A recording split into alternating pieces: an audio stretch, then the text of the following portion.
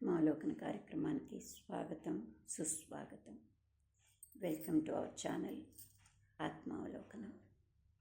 Friends, యథావిధిగా మనము ఆత్మావలోకనంలో ఒక మంచి మాటను కానీ, మనకు అవసరమైన గుర్తు చేసుకోవాల్సిన మాటను కానీ ఈ ఆత్మావలోకనంలో మనం మాట్లాడుకుంటూ ఉంటాం.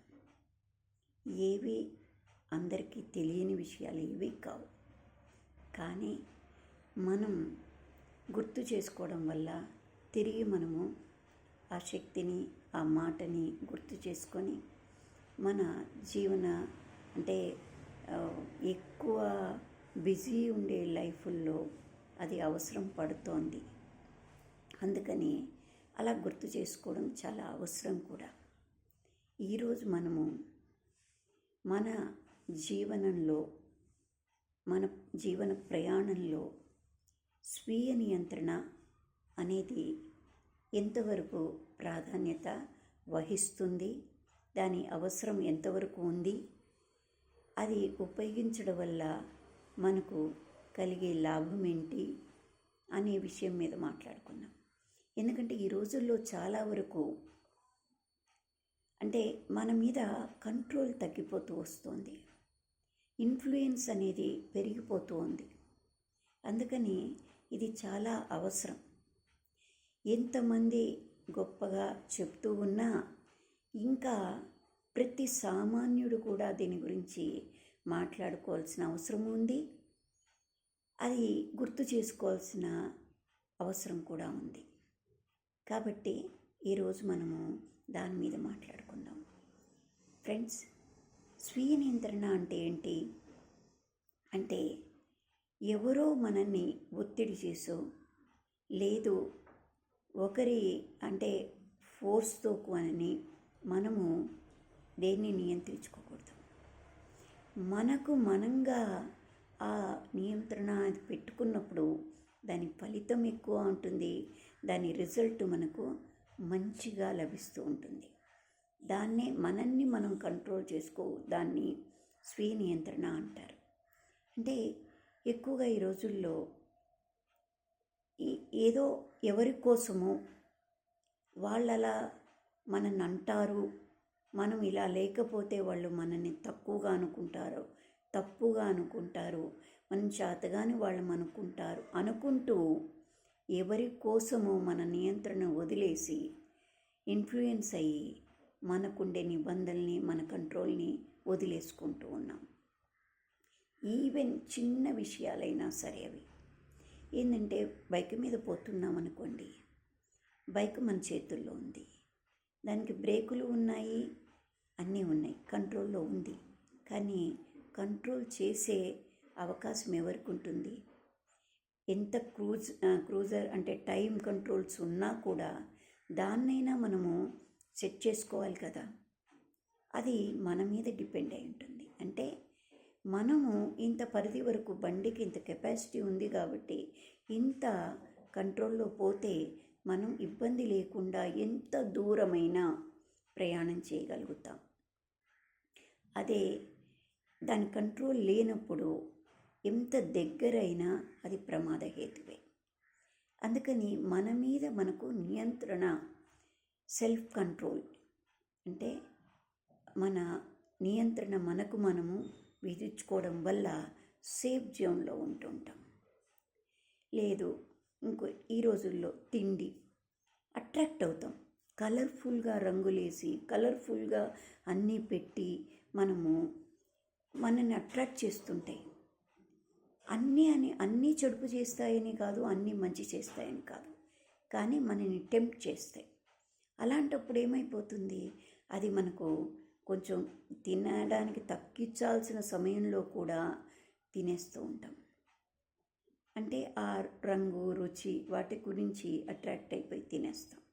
దాని పర్యవసానం ఒబేసిటీలు వస్తున్నాయి. ఒంట్లో ఒక్కరు కూడా స్ట్రెయిన్ చేసే శక్తి ఉండట్లేదు.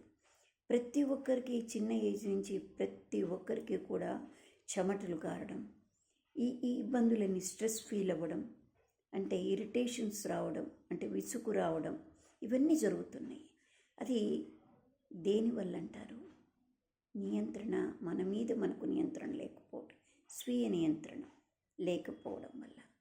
లేదు, ఏవో ఒక అంటే ఎవరో అట్లా ఉన్నారు, వీళ్ళు ఇట్లున్నారు, అది చేశారు, నేను చేయకపోతే నన్ను తక్కువ అనుకుంటారు అని వాళ్ళు చెప్పినట్టు మనం విని మనకుండేటువంటి అలవాట్లను, మన మంచి పరిధిని మనం వదిలేసుకొని ఇంకొకరి పరిధిలోకి పోవడం అనేది స్వీయ నియంత్రణ తప్పడమే కదా.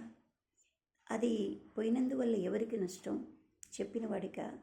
కాదు. వాళ్ళ అలవాట్లు వాళ్ళవి, కానీ పోయేది ఎవరిది? విన్నవాడివి. అవి పోతున్నాయి. వినాల్సిన సమయంలో వినాల్సిన మాటను నియంత్రించుకొని విని మన స్వీయంగా మనం నియంత్రించుకోగలిగితే ఎక్కడున్నా, ఏ రకంగా ఉన్నా మన మీద మనకు కంట్రోల్ అనేది ఉంటుంది. అందుకే ఈ రోజుల్లో అది చాలా అవసరం పడుతోంది. ఎందుకంటే ఇన్ఫ్లుయెన్స్, అది సోషల్ మీడియా ఇన్ఫ్లుయెన్స్ కావచ్చు, సినిమాల ఇన్ఫ్లుయెన్స్ కావచ్చు, సొసైటీలో ఉన్న వ్యక్తుల ఇన్ఫ్లుయెన్స్ కావచ్చు, లేదు ఏదైనా కావచ్చు, పుస్తకాల ఇన్ఫ్లుయెన్స్ కావచ్చు. అంటే అన్నీ కాదు, కొన్ని మాత్రమే. మన చేతుల్లో సెల్ ఉందనుకోండి, మంచిని మన మీద మనకు స్వీయ నియంత్రణ ఉంటే ఏవి చూడాలో అవి చూస్తాం, ఎంతసేపు చూడాలో అంతవరకు చూస్తాం, ఎప్పుడు వదిలేయాలో అప్పుడు వదిలేస్తాం. మన అంటే ఆరోగ్య బెనిఫిట్స్ని పోగొట్టుకోకుండా, నిద్రను అవాయిడ్ చేసుకోకుండా, దాన్ని సెల్ఫ్ కంట్రోల్తో, స్వీయ నియంత్రణతో ఎంతవరకు వాడుకోవాలో వాడుకోగలం. ఎంతవరకు వద్దనుకుంటామో మన మీద మనకు కంట్రోల్ ఉంటుంది కాబట్టి అప్పుడు ఆపేయగలుగుతాం. అలా ప్రతి విషయంలోనూ వినకూడదని కాదు, మంచి మాట అయితే మనకు అది కరెక్ట్ అనిపిస్తే, అది మంచిది అయితే తప్పకుండా వినాలి. కానీ మన కంట్రోల్ లేకుండా ఎవరో ఏమో అనుకుంటారు అని మాత్రం మనం చేయకూడదు. మన శ్రేయస్సు కోరేవాళ్ళు ఒక్కొక్కసారి గట్టిగా అనొచ్చు, కానీ అది ఎందుకు అంటున్నారు, ఏమంటున్నారు, దాని వెనక ఏముంది అని మన స్వీయ నియంత్రణతోని మన మనస్సును మన కంట్రోల్లో పెట్టుకొని ఈ రెండిట్లో ఏది కరెక్టు అనేది మనం అసెస్ చేసుకోవడమే స్వీయ నియంత్రణ. అందుకని అలాంటి పరిధిలో మనం కానీ నడిచినట్లయితే ఆరోగ్యం ఇబ్బంది పడదు, మానసికంగా ఇబ్బందులు ఉండవు. అంటే అసలు ఇబ్బందులు ఉండవా అంటే ఉంటాయి, కానీ అది మనం పరిష్కరించుకునే రీతిలో ఉంటాయి, మన అవధిలో ఉంటాయి.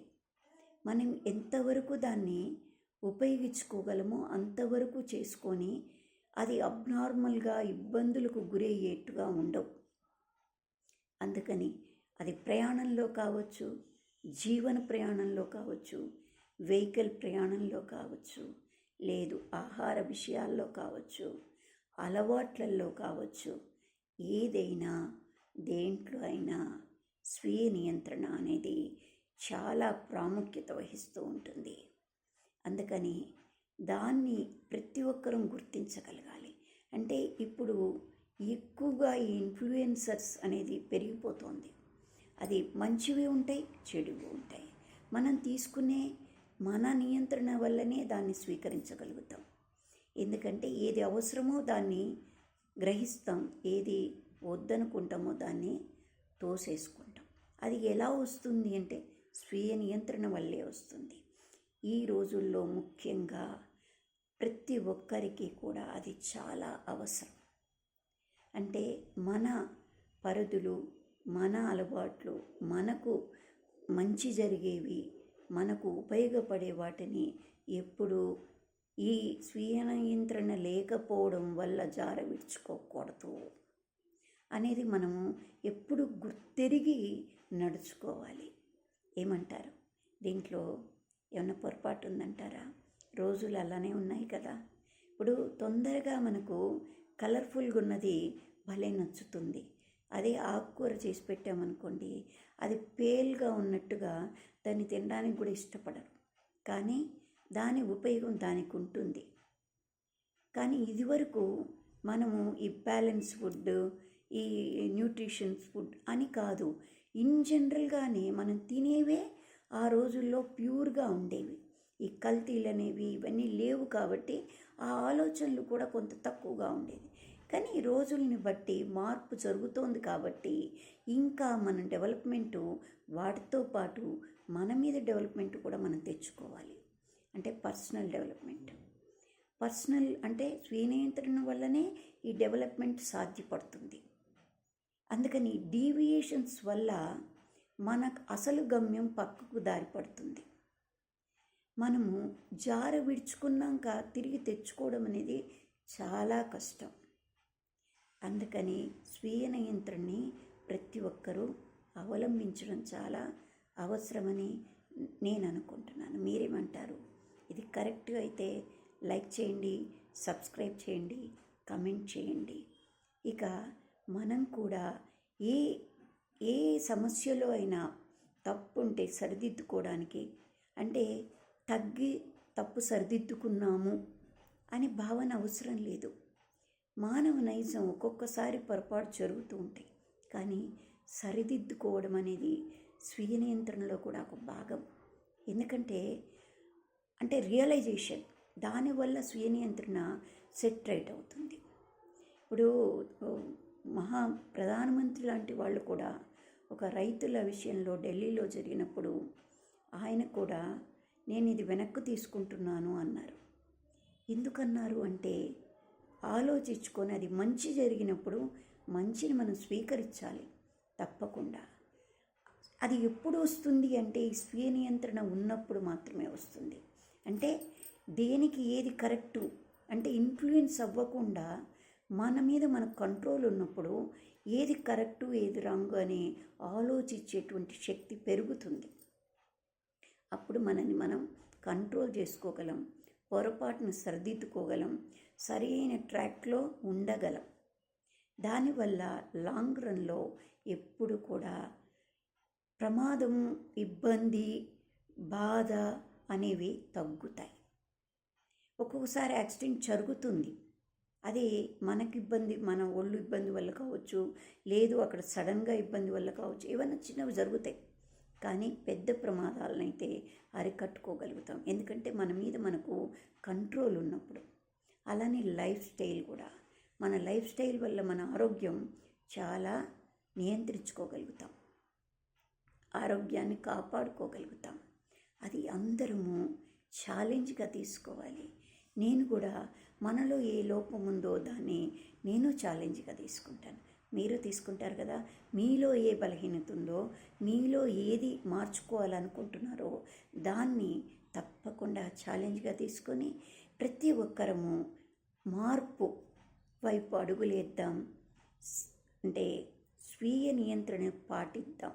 ఏమంటారు? Thank you. Like, subscribe, comment. ఏదన్నా ఉంటే కమెంట్ చేయండి. దాంట్లో నాకు తోచిన మాటను నేను మీతో షేర్ చేసుకుంటాను. Thank you.